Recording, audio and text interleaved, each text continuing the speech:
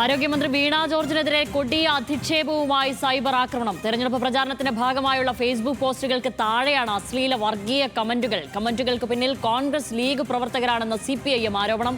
പരാതി നൽകാനാണ് CPIMന്റെ തീരുമാനം. ശ്രീരാജ് ബാബു വിവരങ്ങളുമായി ചേരുന്നു. ശ്രീരാജ്, ഇത് ആദ്യമായല്ല, തുടർച്ചയായി തന്നെ വീണ ജോർജിനെതിരെ ഇത്തരത്തിൽ തുടരെ സൈബർ ആക്രമണം അഴിച്ചുവിടുന്ന ഒരു സാഹചര്യമുണ്ട്. നിലവിൽ എന്താണ് സംഭവിക്കുന്നത്? ഈ പ്രചാരണ പോസ്റ്ററുകൾക്ക് താഴേക്ക് ഏത് രീതിയിലുള്ള അധിക്ഷേപ കമന്റുകളൊക്കെയാണ് വന്നിരിക്കുന്നത്?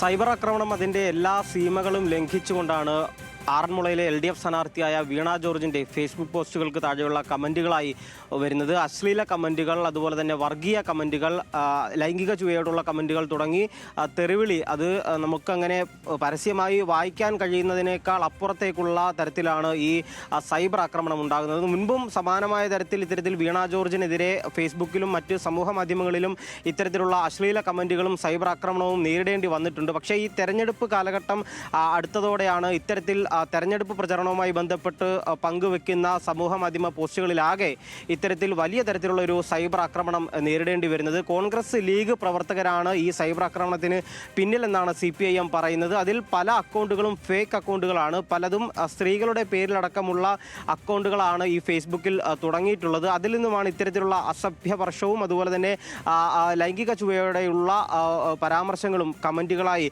വന്നിട്ടുള്ളത്. നിലവിൽ പാർട്ടിയുടെ തീരുമാനം ഇത്തരത്തിൽ ചീഫ് ഇലക്ഷൻ കമ്മീഷണർക്കും അതുപോലെ തന്നെ ജില്ലാ ഭരണകൂടത്തിനും ഇത്തരത്തിൽ പരാതി നൽകാനാണ്. അതിൻ്റെ സ്ക്രീൻഷോട്ടുകളടക്കം കളക്ട് ചെയ്തുകൊണ്ട് ആ അക്കൗണ്ടുകൾ, ഈ ഫേസ്ബുക്കിൽ പോസ്റ്റ് ചെയ്യുന്ന അല്ലെങ്കിൽ കമൻറ്റുകൾ ഇടുന്ന അക്കൗണ്ടുകളുടെ അടക്കം ലിങ്കുകൾ ചേർത്തുകൊണ്ട് ഒരു പരാതി നൽകാനാണ് നിലവിൽ തീരുമാനിച്ചിട്ടുള്ളത്. എന്തായാലും ഈ ഇലക്ഷന് ദിവസങ്ങൾ മാത്രമാണ് ഇപ്പോൾ ബാക്കി നിൽക്കുന്നത്. വീണ ജോർജിൻ്റെ ആ ഫേസ്ബുക്ക് എടുത്ത് പരിശോധിച്ച് കഴിഞ്ഞാൽ മനസ്സിലാകും. ആ ഫീഡിലെല്ലാം തന്നെ ഇപ്പോൾ വരുന്നത് പ്രചരണ പരിപാടികളുടെയും അതുപോലെയുള്ള പോസ്റ്ററുകളും അടക്കമാണ് ഇത്തരത്തിൽ ഫീഡുകളിലുള്ളത്. അതിൻ്റെ എല്ലാം താഴെ സമാനമായ കമൻറ്റ്, അതായത് ഒരിടത്ത് നിന്നും കോപ്പി പേസ്റ്റ് ചെയ്ത് മറ്റൊരിടത്ത് കമൻറ്റ് ചെയ്യുന്ന തരത്തിലാണ് ഈ കമൻറ്റുകളെല്ലാം വരുന്നത്. അതായത് ഒരേ കേന്ദ്രത്തിൽ നിന്നാണ് ഇത്തരത്തിലുള്ള ഫേസ്ബുക്ക് കമൻറ്റുകൾ ഉണ്ടാകുന്നത് എന്നാണ് നിലവിൽ CPIM പ്രവർത്തകർ ആരോപിക്കുന്നത്. അത് പല ആളുകളിലേക്കും ഷെയർ ചെയ്യുകയും അത് എല്ലാ പോസ്റ്റുകൾക്കും താഴെ കമൻറ്റുകളായി പോസ്റ്റ് ചെയ്യുകയും ചെയ്യുന്നതാണ് നിലവിൽ ഇപ്പോൾ കാണാൻ സാധിക്കുന്നത്. അതിലാണ് ഏറ്റവും നീചമായ തരത്തിൽ ഏറ്റവും വർഗീയ പരാമർശങ്ങളടക്കം ഉൾപ്പെടുത്തിക്കൊണ്ട് കമൻറ്റുകൾ വരുന്നത്. അതിൽ ചില കമൻറ്റുകളിൽ ഈ വിജയം ഹിന്ദുക്കളടക്കം തീരുമാനിക്കുമെന്ന് പറഞ്ഞുകൊണ്ട് പള്ളിയിൽ അച്ഛന്മാരുടെ അത്തരത്തിലുള്ള ഒരു വളരെ മോശം തരത്തിലുള്ള കമൻറ്റുകളടക്കം വീണ ജോർജിൻ്റെ ഫേസ്ബുക്ക് പോസ്റ്റിന് താഴെ വരുന്നുണ്ട്. കോൺഗ്രസിൻ്റെയും ലീഗിൻ്റെയും പ്രവർത്തകരാണ് ഈ